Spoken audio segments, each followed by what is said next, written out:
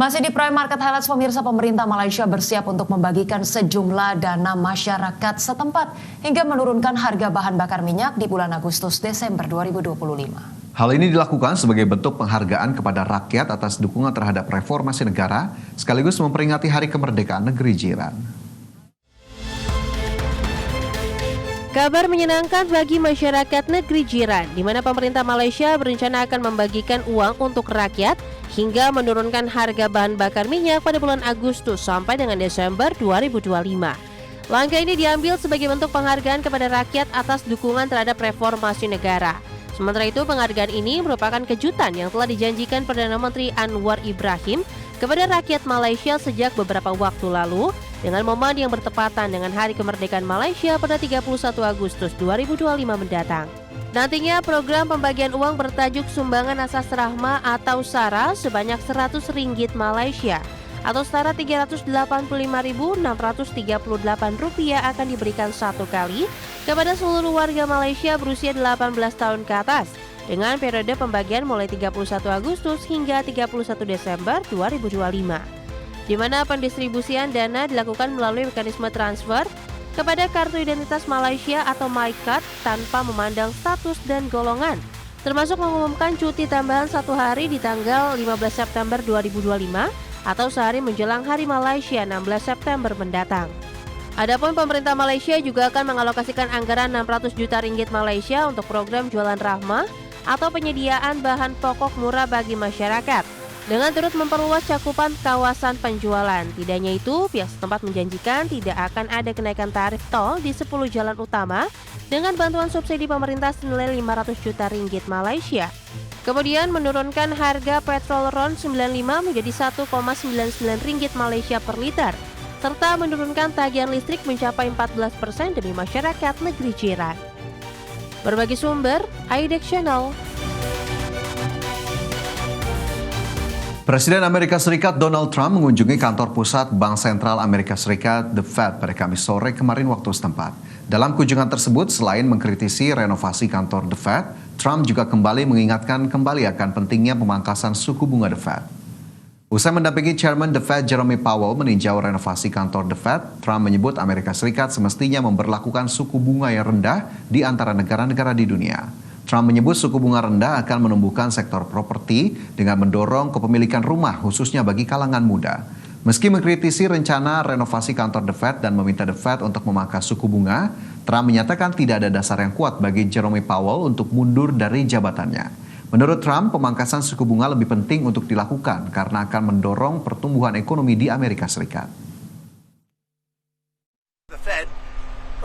I just want to see one thing happen. Very simple. Interest rates have to come down. If the interest rates don't come down, we're knocking it out of the park with high interest rates. If interest rates come down, then that final little element kicks in. That's housing. And the sad part is that people, wonderful young people, young couples starting. Pemirsa, raksasa retail Walmart resmi meluncurkan inovasi besar berbasis kecerdasan buatan demi mempercepat pertumbuhan bisnis e-commerce-nya. 24 Juli 2025, Walmart mengumumkan kehadiran Super Agent AI yang siap menjadi garda terdepan seluruh interaksi digital, baik untuk konsumen, karyawan toko, hingga mitra dan pengembang. Walmart resmi meluncurkan inovasi besar berbasis kecerdasan buatan demi mempercepat pertumbuhan bisnis e-commerce-nya. Super Agent AI terdiri dari 4 agen utama yang ditujukan untuk 4 kelompok, yaitu pelanggan, pegawai, mitra bisnis, serta pengembang perangkat lunak. Bekerja dengan teknologi agentic AI yang mampu menjalankan tugas kompleks dengan intervensi manusia minimal. Keempat agen ini akan menggantikan puluhan alat dan solusi AI terpisah yang digunakan sebelumnya. Langkah ini adalah fondasi untuk mengkonsolidasikan seluruh ekosistem digital mereka ke dalam satu pintu utama berbasis AI, memperlancar semua proses dari hulu ke hilir.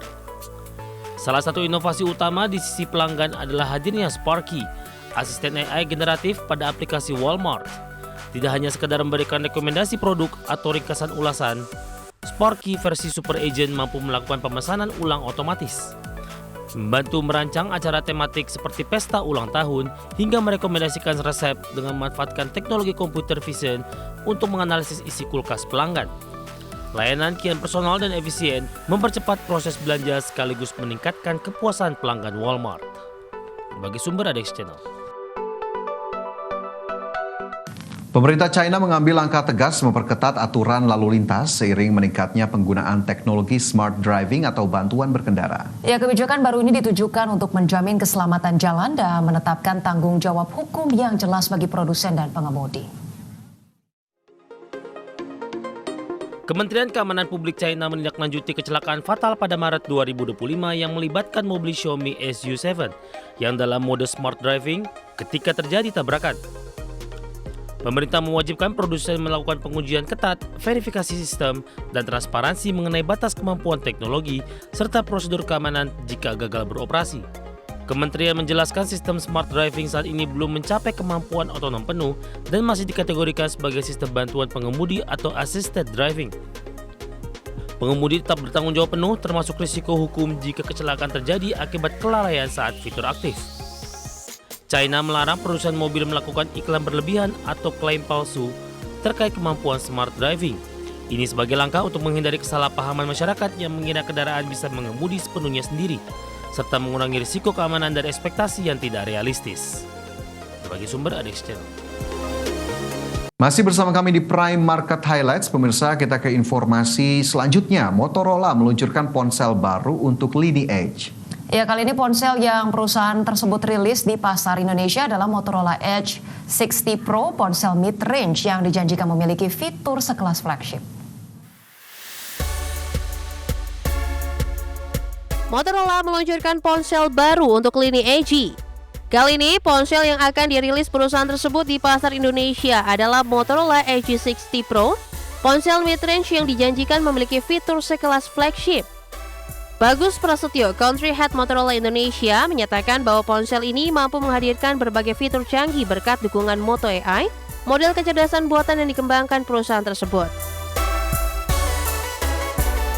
Edge 60 Pro merupakan satu-satunya ponsel Motorola yang memiliki kamera utama 50 megapiksel dengan Advanced AI 3X.